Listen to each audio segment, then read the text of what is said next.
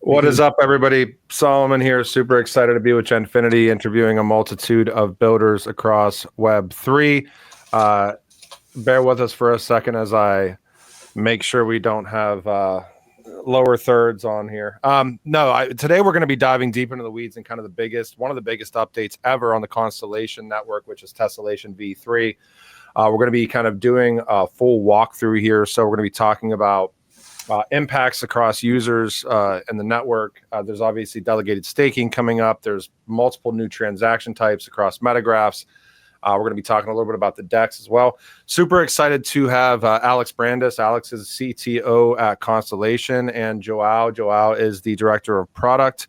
I'm just going to ramp right in here. And I mean, as we kick off here, I would love if you guys can maybe just give a brief overview of what this update kind of represents to the ecosystem. I'm sure there's a shit ton of work that goes into things like this, and maybe Alex, you're kind of best to kick us off here, and then we'll walk through everything. Yeah. So kind of the big under the surface thing that's happening here is the Tessellation V3 release. So the Tessellation V3 release is the biggest set of functionality that we've released since Metagraphs went live in 2023.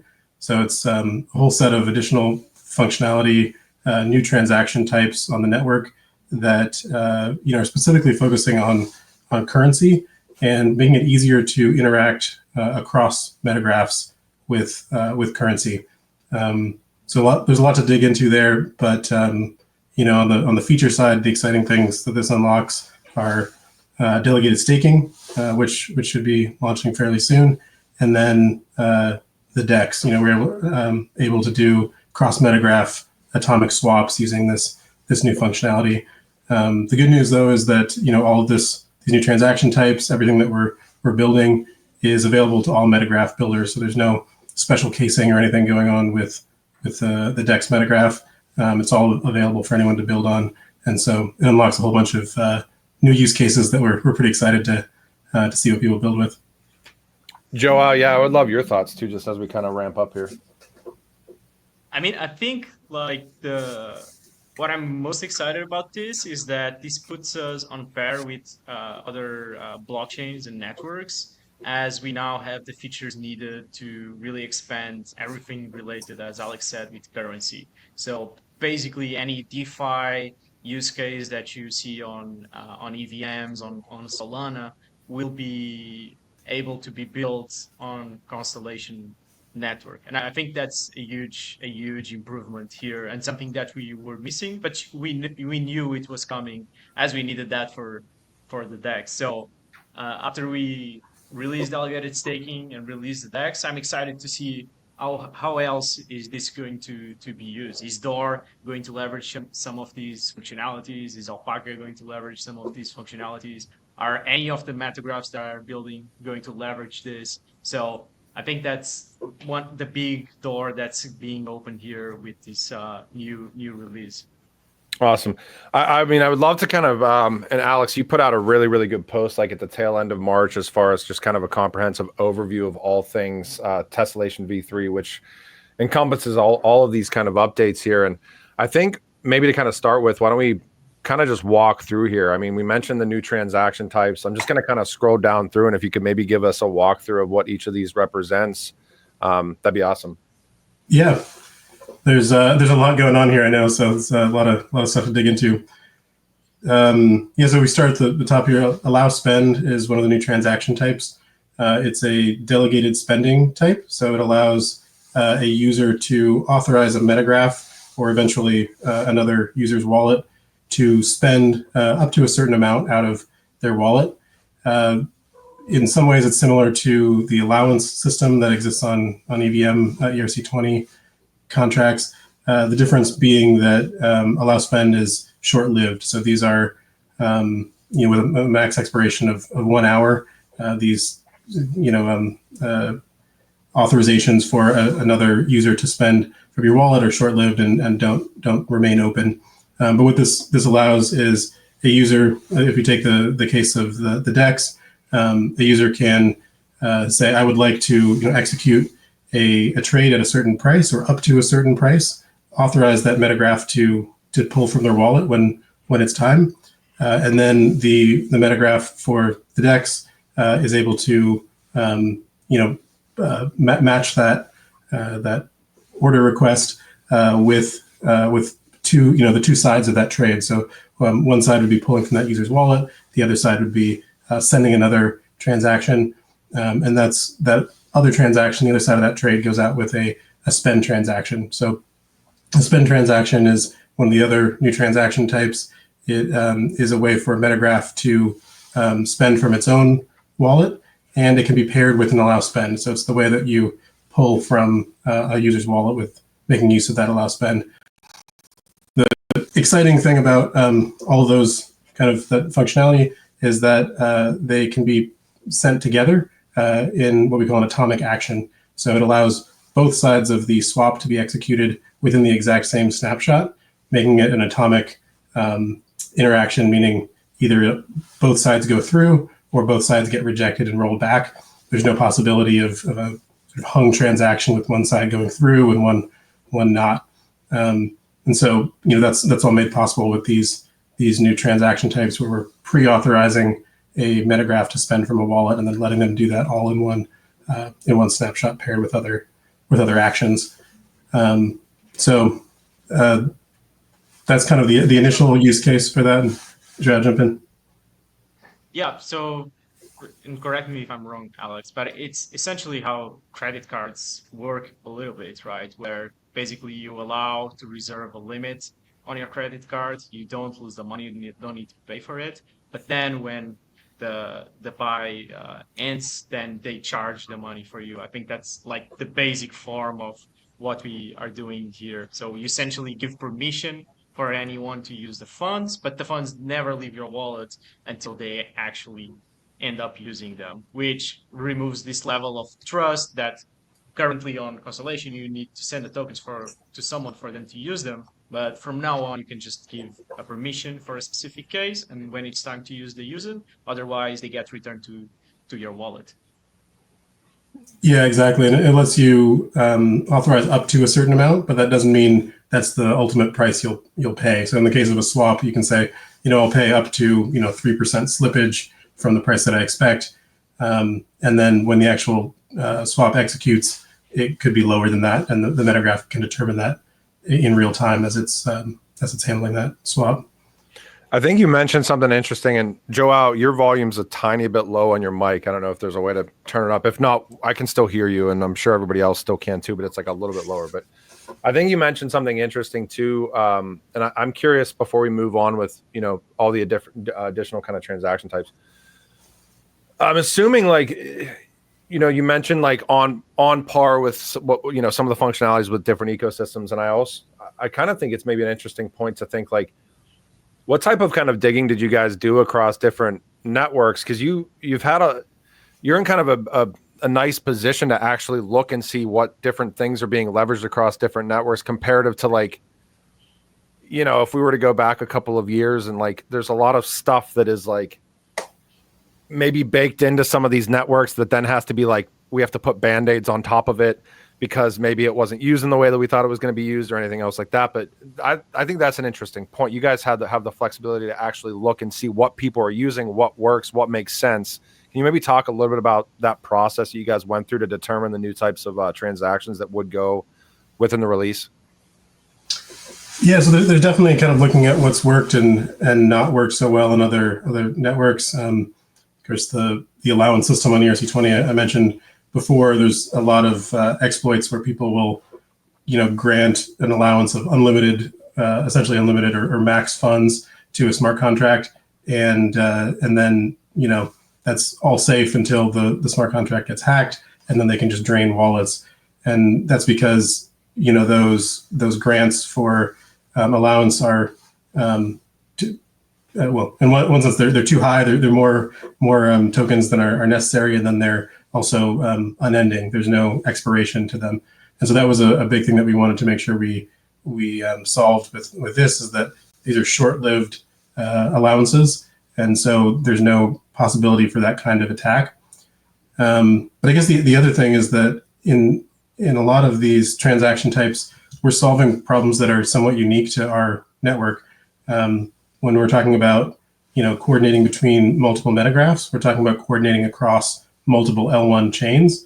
And so each of those metagraphs has their own chain of snapshots or blockchain, and that's their own source of truth. And so we need some way to kind of bridge that gap and find a shared source of truth across those chains. And so we do that through the hypergraph, through certain assurances that the hypergraph makes around allow spend and expirations, spend transactions work.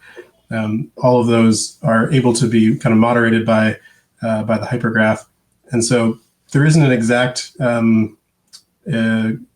corollary for that in other networks just because of the architecture. But a lot of this, really is around solving those cross-chain kinds of interactions and finding ways to make those interactions secure. And I think the other thing here, Ryan, is that the UX won't be very different from what you're getting on other chains. So that was something that we wanted to, so that our swap mechanism is not going to be completely different from what you would experience on Solana or Ethereum or Base. So if the user has tried the swap on other chain, they'll be able to come to our chain and do the exact same thing. And it's not going to be like, oh my God, how do I do this? What does this mean? So it's the exact same pattern you would get on other chains, but with, as Alex said, the added complexity being solved because we are not just one monolithic chain, but a chain of chains. Is my sound better? Yeah, you're there.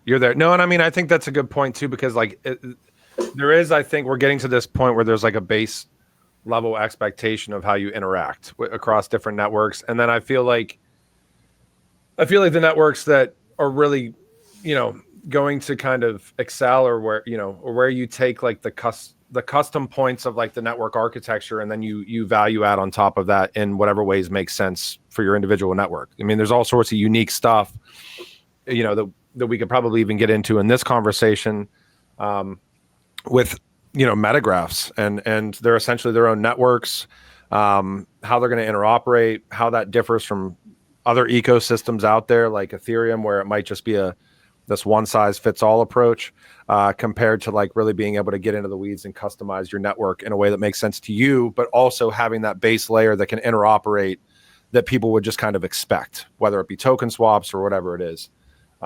Let's continue walking through this, Alex, as far as I know, token lock and fee transaction in here, and then we'll get into probably the meat and potatoes here, what everybody's excited about, delegated staking and things like that. Yeah. But yeah, to your last point there, there is sort of this, this need for us to put out functionality that is basic, especially on the kind of currency side of things. A lot of our focus is on how are metagraphs processing data? How do we make it so that we can do all these unique things? And in this silo that is a metagraph, there's a lot of independence there. But we also need some of these basic things around tokens. How do tokens have value? How can you exchange one token for another? In order to have a functioning ecosystem, we really need to have that functionality. And that, part of that is where the strategic goal around developing the DEX comes from, in that, if a token launches on a metagraph, but it's not listed anywhere, there's no exchange, it essentially has no value. And it is this big blocker for any metagraph project to launch if they can't easily have their token have some value, or if, the only way to get that is to come into an agreement with a centralized exchange. Well, that's a huge number of problems. It's expensive. It's not something we want to support as the way to go forward. So, these standards that we're creating around the L0 tokens and additional functionality for DAG are really around, making that possible, so that these metagraphs that have so much independence in their within their metagraph code base and their chain are able to kind of hook into these existing standards and interact in ways that are secure and get that that kind of ability to be traded and swapped among other things. So I think it's an interesting point. Like, and I know it's one of the biggest. I've asked this question a few times, and in the past few months, and I always like to ask it when I interview anything related to like DEXs and stuff like that, where I still find it kind of comical, like in crypto, that we talk about all this decentralization and cool stuff and technology and leveling the playing field, and there's like these single points of centralization though that like just gatekeep the innovation. Like you can think of, like, we've talked about Wallet Connect before, and that's like an example that we've brought up where it's like all this decentralized stuff, and then there's Wallet Connect. And nothing against it. It just is what it is. And similar to like the centralized exchange problem. And I think one of the things that's going to be interesting to watch is as we gain more clarity, decentralized exchanges, do they start eating the lunch of some of the centralized exchanges, because you can potentially do all the same stuff that you would do. The liquidity might be there in the future, and you self-custody, and you don't have to go through the nonsense of like this gatekeeping thing that just continues happening in this space. But yeah, I'll get into new network functionality because I know that this is kind of the bread and butter, and I have a bunch of links loaded up here to share as well. I know you guys have been doing a kind of a ton of education and outreach here. But let's walk through kind of what node collateral staking and delegated staking look like. I know this is what kind of everybody is really kind of excited about within the ecosystem. So however we want to kick that conversation off, you guys feel free. Yeah, so these are two exciting things, two important features, I think. Underlying both of them is this new transaction type, the token lock transaction type. And so that's a way for someone to lock funds either on DAG or on any L0 token, so any currency supporting Metagraph can do this as well. And so, the network is able to validate and provide assurances around those tokens being locked within a wallet. They aren't spendable, and then it has an optional expiration. So you could either have it expire at a certain time, this locking of funds, or have it be indefinite, which is what we do with node collateral staking and delegated staking, where funds are locked indefinitely, and then the network is able to unlock them with particular parameters around that and restrictions. So the good thing about the great thing about token lock is that your funds are always in your wallet. They don't get transferred to anyone else that owns them or controls them during that time. That would differ from like smart contract token locking or staking, where you have to give control of those funds to a smart contract. You would hope that contract is able to hold them for you during that time and not get hacked or something like that. So with token locks, they're always in your wallet, but just not spendable during that time, and that's an assurance that the hypergraph is able to enforce both for DAG and for L0 tokens. So the big feature coming up is delegated staking. And so the way that works is users will use a token lock, they'll lock their funds, and then assign those funds, delegate those funds to a particular node on the network. Maybe, Joao, do you want to jump in and give a little overview of kind of how that works from a user perspective? Yeah, and so the delegated staking is probably the main feature. We have the metanomics or the tokenomics that we are implementing, and all of this is being done at the same time. So it's an amazing effort that the protocol team has been doing, not only adapting our tokenomics, but releasing all these functions and then adapting them so that we support delegated staking. And then at the same time, the more front-end team is changing DAG Explorer and Stargazer and creating all the documentation so that all these massive changes are available for everyone at the same time, the best way possible. And so what we are enabling here with delegated staking is essentially anyone to use their DAG and support a validator on the network. So the way it's going to work is you'll go to DAG Explorer, you'll connect your Stargazer wallet, you'll take a look at the list of all the validators that have been onboarded to the project. And then as you do that, you'll be able to select how much DAG you want to delegate to them. And the benefits there is that you'll be receiving rewards for the DAG that you delegate, but at the same time, the node validator will be receiving a fee from those rewards. So essentially, you support the network, you choose which validators are going to be receiving more incentives, you receive incentives for that, and it's a way for you, if you don't run a node, to put your DAG to work, to basically participate in a more active way on the network. And all these will be done through the DAG Explorer there. Yeah, and the DAG Explorer has tons of changes coming to it as well. And I definitely want to get into just in a minute here, kind of the sheer amount of work of all this stuff kind of converging at the same time, because I can't even imagine how much work it's been. But talk about some of, you mentioned a little bit, some of the differences. And for those that aren't aware, you can look at the different metagraphs on mainnet.dagexplorer.io. Obviously, you have the federal one, the door one for DPIN, Alpaca for social, Common Crawl, which is kind of the AI data verification, and Toughbook Connect, which certainly deals in, well, basically like software embedded into hardware, and even like digital evidence and the data aspects as well. But what are some of the main changes? Like, I thought this was really cool because I think maybe a month ago, the intern leaked some pictures of what DAG Explorer was going to look like that I thought was pretty awesome. Like, it's all intuitive. Like, I think a lot of the times, like, stuff's kind of separated out, but you really get a full picture of the network whenever you're participating through DAG Explorer. Like, what are the changes that we should kind of expect to see, Joao? Yeah, so is my sound better or worse? It's low, but we'll handle it. Having a little bit of terrible issues, so okay, I'll try to fix it. That's a little better. Like construction work next to me, so okay.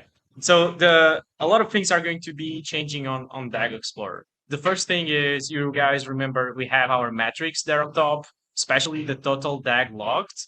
This is going to start increasing as we release the delegated staking. Because right now we are just accounting for users that are running nodes and have the DAG as collateral. But as people start delegating, that will also be accounted as DAG locked. So you'll start seeing the percentage of the supply of DAG that's locked into delegation and nodes collateral, which I'm really curious to see how far it will go. Then the other thing is, we will also have a new section on DAG Explorer, which will show the top nodes that have more DAG delegated there. It's not yet available, but I think it's the top 3 nodes that have attracted more delegators will be displayed on the main page, and hopefully we'll see that moving a lot as we have more and more validators finding out techniques or incentives to attract more delegators. Maybe some will, I think it was Dagnum that was going to give out all the fees. Maybe some are going to gamify, and maybe they are going to just give away all the fees to a specific user that's delegating. I think that's a cool game you could create. Or they could just create a guild of nodes and create their own metagraph token, and just add to the rewards that delegators receive.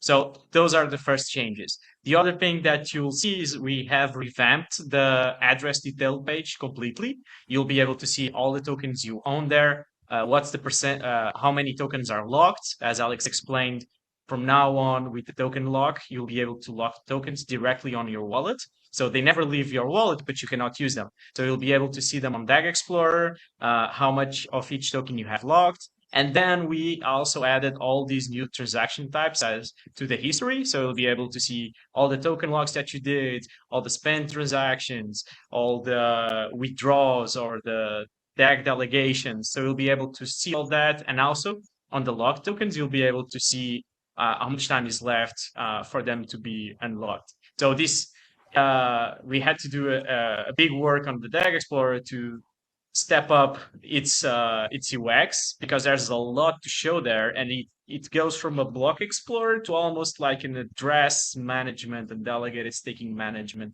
platform. So I do like to see the DAG Explorer getting a little bit more love, and people will be able to touch it a bit more than just reading about currency transactions. I think one of the cool things too is like you guys announced part of this is that you can, as an individual, if you choose to opt into delegated staking, you can actually split your delegated DAG to different validators.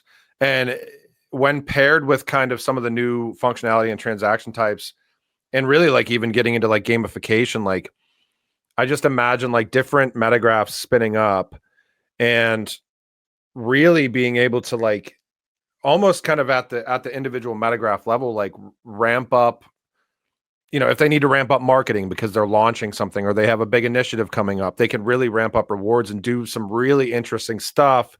And then at the user level, it's like, hey, you know, I can kind of split up my delegation wherever I want to split it up, depending on what's going on in the network. If something big is happening, I can split a portion of it off there. And maybe I want to have kind of a safety net portion over here, but I think it's really interesting down to like the user experience standpoint, like all the different stuff that people are going to be able to kind of to do. And really like at the project level, having a lot of flexibility on how to gamify stuff as more and more metagraphs launch on the network, which I think is really, it's a huge pain point in crypto in general, because like you can be the best developer in the world and it's like, I have to figure out how to run a Twitter account now.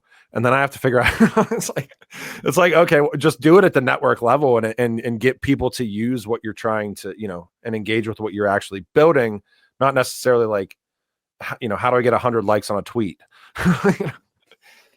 Yeah, I think like the delegated staking also adds all these human parts to the interactions, because now you'll see node operators, if they want, they will need to attract delegators, and they can do that through Telegram, to Discord, to Twitter. So they'll need to promote themselves as members of the network. And that translates into more engagement on socials, translates into more people knowing about DAG and Constellation. So at the end of the day, yes, the network is giving out incentives for the network to operate, but it's also going to get a lot of attention because we are engaging our community. That's 40,000 wallets that will be able to participate. I think we have 300 node operators on mainnets, plus all the metagraphs. So all of a sudden, with one feature called delegated staking, there's a reason for all these people to start interacting with our tools, all our tools, and also on socials. So I'm also excited to see how that's going to translate into engagement metrics. Oh, go ahead, Alex. Yeah, I just think it's always fun when some of these features introduce sort of this next level of gamification and ability for creativity. So, you know, we don't know exactly how node operators are going to attract delegators to their nodes, but there's all sorts of options. You know, how are they going to give some extra rewards or some extra benefit to users that's going to be useful to them? We're also expecting some exchanges to be offering rewards and running nodes as delegators. And so how are they going to incentivize people that are holding on their exchange to be part of that?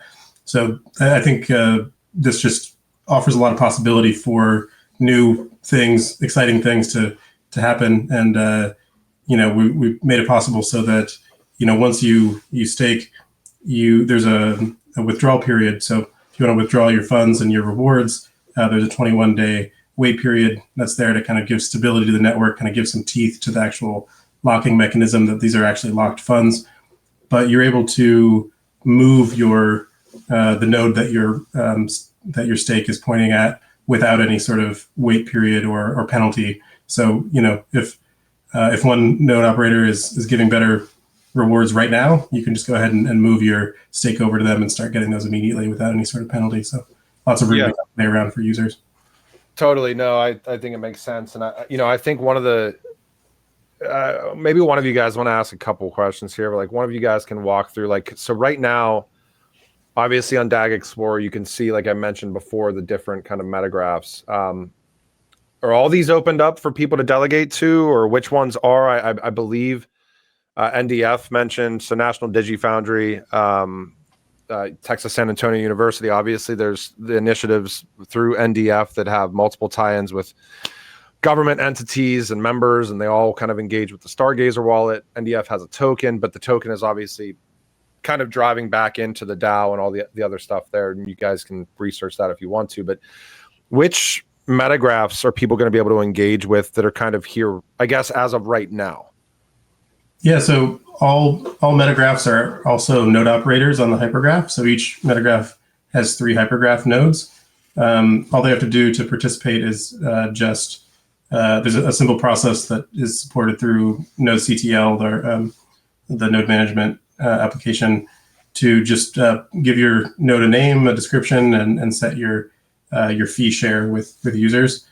So we expect all metagraphs to participate. There's really no downside. There's rewards that they can get, and kind of no negatives to it.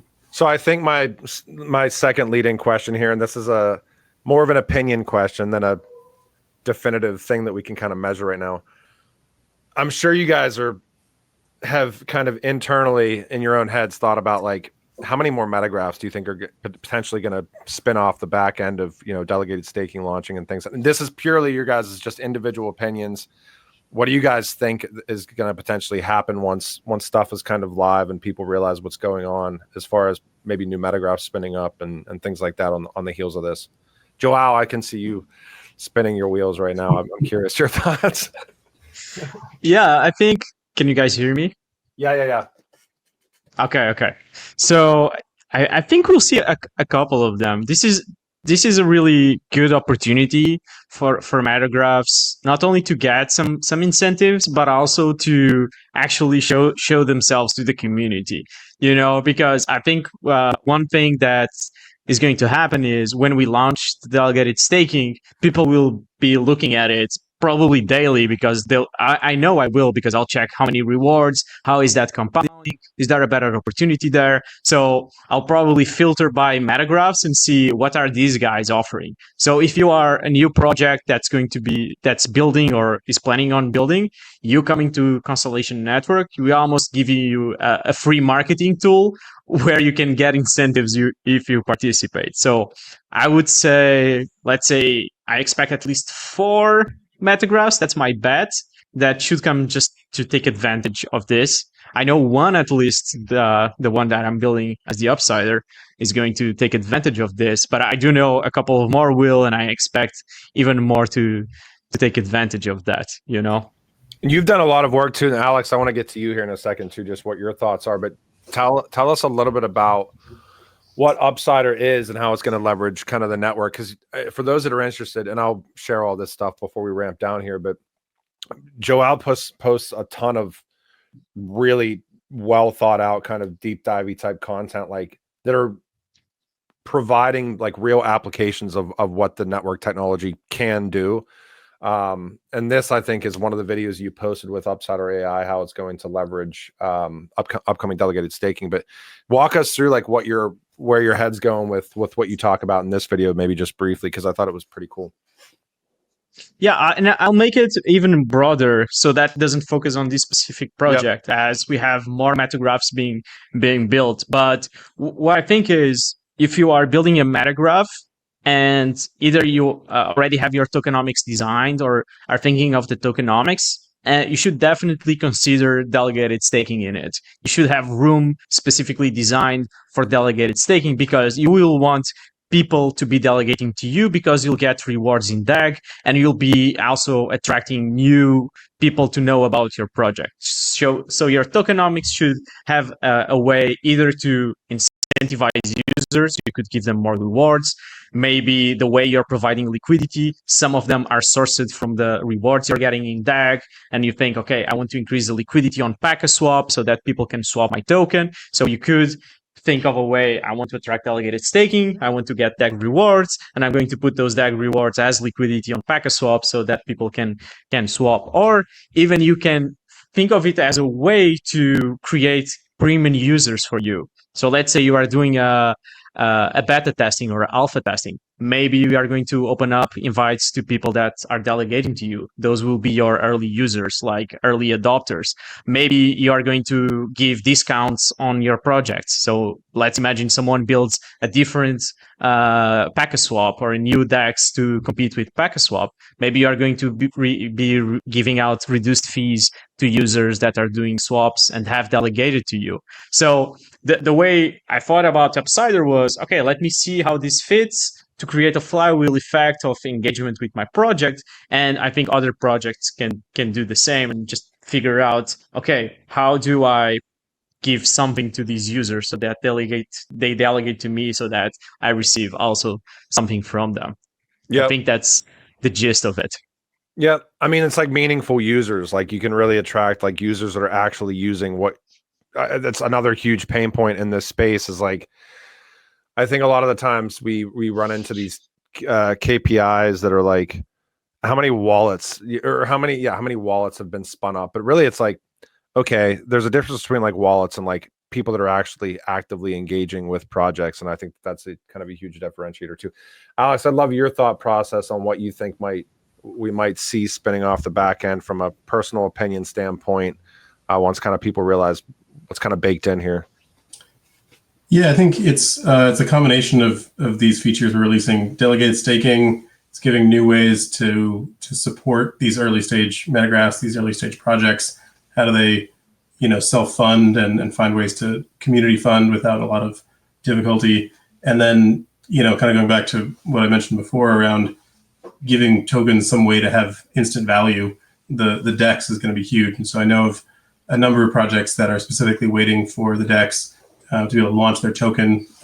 Nobody wants to launch a token into sort of oblivion where there's no way to trade it. So I think with the combination of those, we're going to see a significant number of projects launching, probably more than doubling what we're seeing here. But I don't want to give any specific numbers. But I do know of a few kind of waiting in the wings, developing an integration net.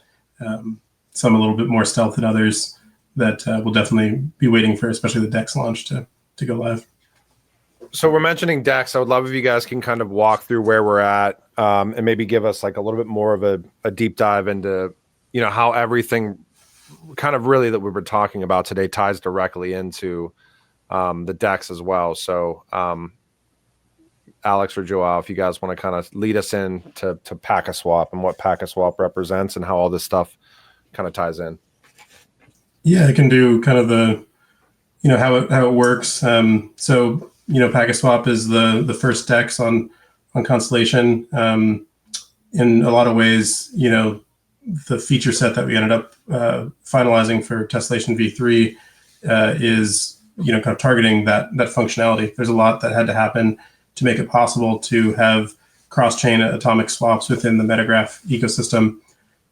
So it's making use of everything that we've talked about. It's making use of allow spend transactions for atomic swaps, so ways to delegate spending and then spend it all at once in a single action. It's making use of token locks on its L0 token for some of the governance functionality within PacaSwap. So there's a whole layer of governance rewards on PacaSwap.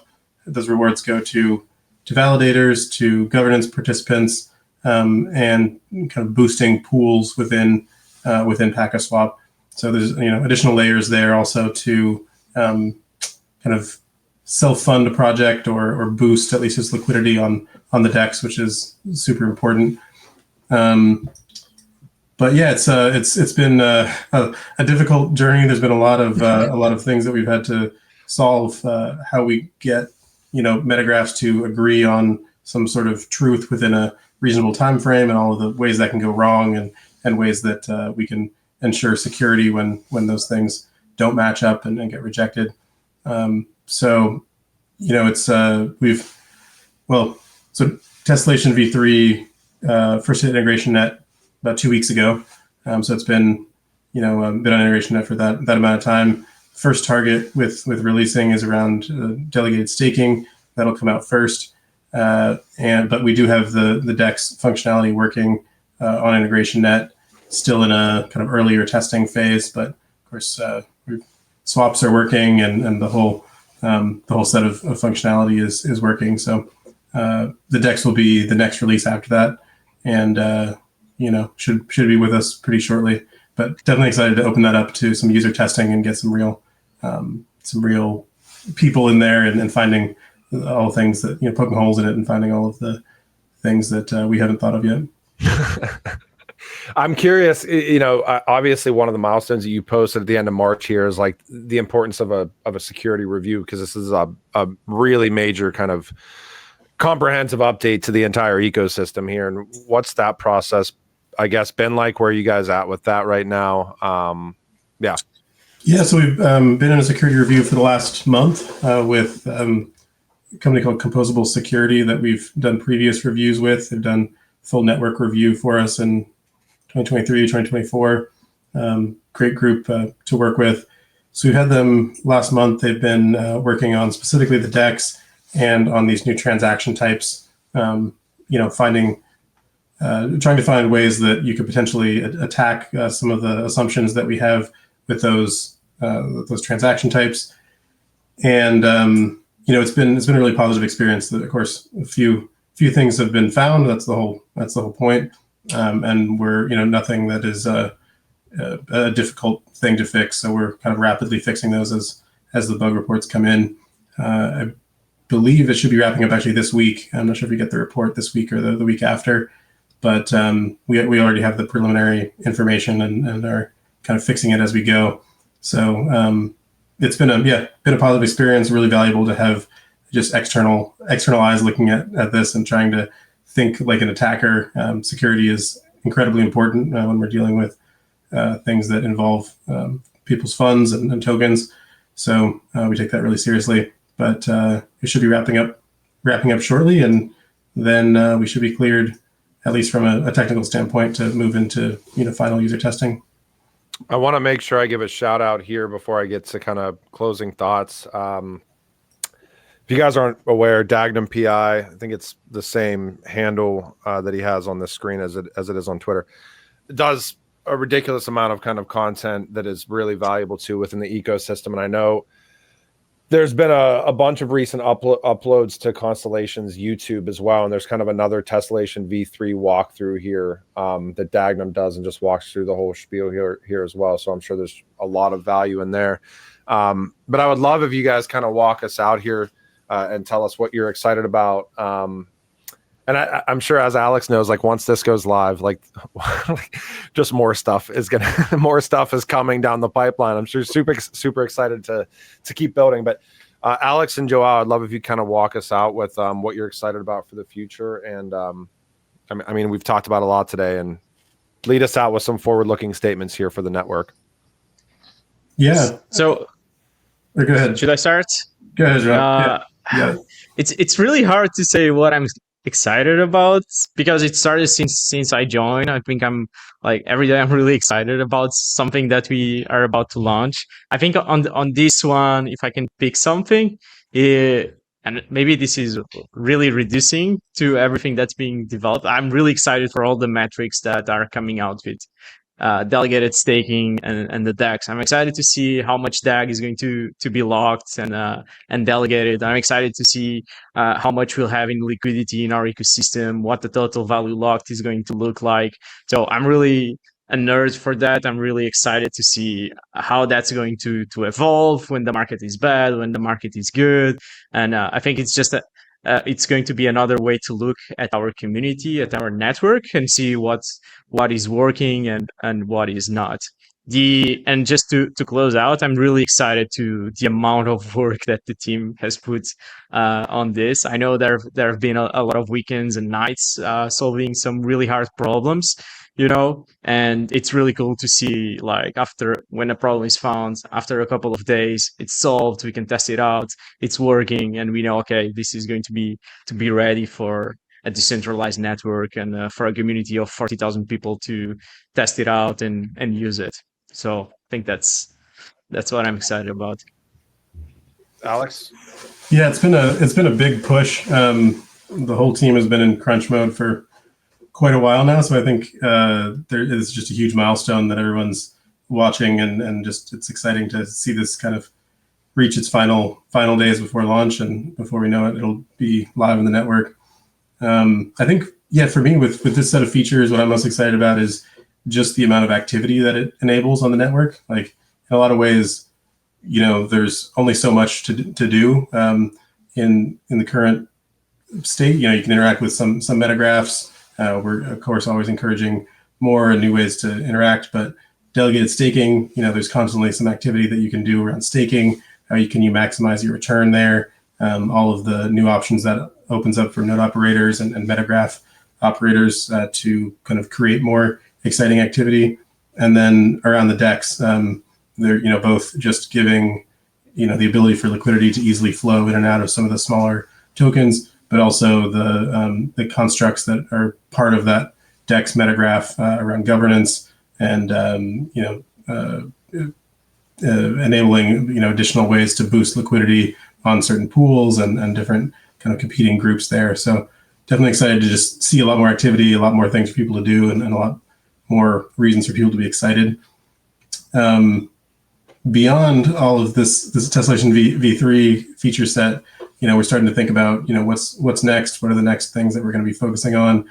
I think we're going to see additional kind of refocusing on Pro Score and around kind of ways to make the network more secure and scalable. We're anticipating, significant increase in activity on the network as a result of all these changes, especially the DEX launch with more metagraphs and tokens launching. So we want to be sure that we're ready to handle that. So we've got some, for me, exciting projects, kind of technical scaling challenges that we're excited to take on. But Pro Score is one of those, and then some of the other ways that we optimize consensus times and just processing of more data on the network. So I forgot to ask real quick, because I know one of the things in the preview was kind of the ways that users are going to interact through Stargazer and the wallet at this point in time. So are those like direct? So for those that are wanting to, participate in delegated staking, things like that, is that all going to be happening kind of through Stargazer, or is it a browser? What is that going to look like for you guys? So this version 1, it's all going to be through the browser because there's a lot you can do in terms of in terms of delegated position management. You need to be able to select a validator, and we will have hundreds of them. You'll need to check out how much they are charging in commissions. You'll need to check how much the APR that's being given, and stake, change validators. So all these functions to try and cram them in the mobile screen for first version. We didn't want to do that. So DAG Explorer will be the go place to do everything as we start. And then as we see what users are doing, the way they are engaging, that's when we are going to start adding those features on Stargazer. So I would say we'll start like this. Then after a couple of months, we'll know exactly what people want to do on mobile. And that's what we are going to build, a more UX, user-friendly, more simplified version of delegation, where if more advanced users, if they want, they go to DAG Explorer and do all the features, all the other features. Awesome. Well, I want to make sure to let me make sure to pull this up real quick. And for those of you guys that are watching, please give Joao a follow. Joao does amazing kind of deep dives and, like I said, real applications of the tech through his personal account. It's at JoaoPFC. And make sure you guys give Alex a follow as well at CodeBrandes, and obviously follow the Constellation account and stay tuned to all things coming down the pipeline. There's a super active Twitter here. You can, dive as deep down the weeds as you want to here. But yeah, it's been an awesome chat. I'm excited. I think that it is a staggering amount of work. I remember when we published through Genfinity an article that the first, metagraphs went live. And I think that was like October of 2023. And we're like, there's just been so much, whether it's like digital evidence and all the work that you guys were doing through Digital Chamber, the integration into DREC last year, seeing more and more metagraphs go live, whether it be kind of, you can see it on DAG Explorer, the federal one, and then Door and Packa and Toughbook. It's been really awesome to watch. And I think that this is kind of that, I would say, like, culmination of everything since the first metagraph went live to kind of this. There's just so much going to converge at one time, and I think it's going to be kind of awesome to watch. So kudos to you guys, and hang out with me for a second here as I ramp this down. I really appreciate you guys joining today. Thanks, Ryan. Thanks, Alex.